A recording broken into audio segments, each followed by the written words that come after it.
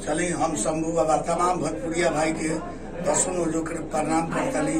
आज बड़ी खुशी के बात बा कि माँ लक्ष्मी रिकॉर्डिंग स्टूडियो डुमरसन में हमार काकू बलमुआ भी बारे अभी रउआ लोगन का समक्ष एगो गीत गौले रहे हैं। खेसारी जी के चेला है, खेसारी लेखा गाइले।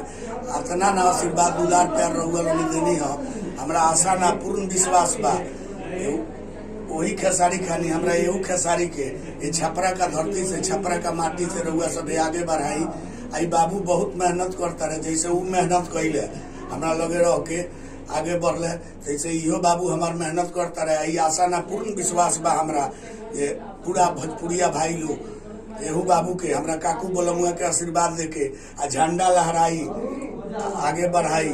यही से सब भोजपुरिया भाई लोग से दसों जोड़ के ये हमनी होरा करब ये दूसरका खेसारी अपना छपरा से ही हमार काकू बलमुआ आशीर्वाद दुलार प्यार जरूर हमरा काकू बलमुआ के देके और वह सब इनकरो झंडा लहराई।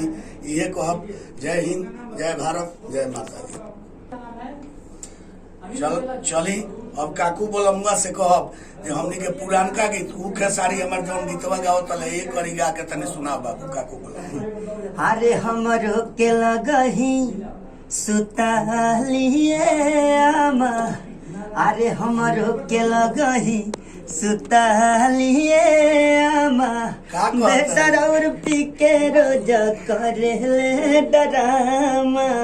हमरो के लगही सुतालिए आमा, बेटर और पी के रोज करेले डरामा। आधी आधी रतिया के भट्ठी से आवेले, पीट के केवारी हमारा के जगावेले। ए बबुआ बजा सुत ना कुछ करिया, खैले पियले बारे निपसा में बारे निपसा में ना हम ना जा बड़ा पियले बाबू।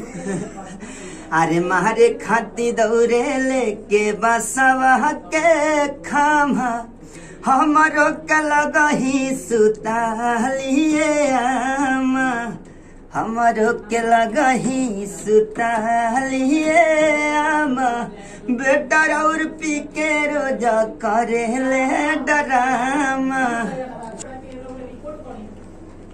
चली हम रउआ सब से इहे दसों हुजूर के प्रार्थना करब जे ये हमरा काकू बलमुआ के जितना जल्दी हो सके सपोर्ट करके रउआ सभे आगे बढ़ाई। विशेष रउआ लोनी से का हमनी हो रहा करिए हो बाबू के झंडा लहराई लोनी। ये कह के हम सब भोजपुरिया भाई के प्रणाम करते हैं।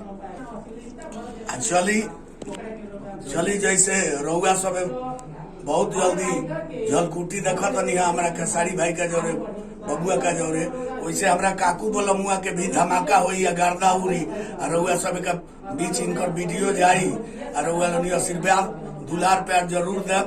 लाइव वही तरह आ झलकुटी प्रोग्राम देखेब आ झंडा लहराएब और रउआ लोनी आशीर्वाद दुलार प्यार देब।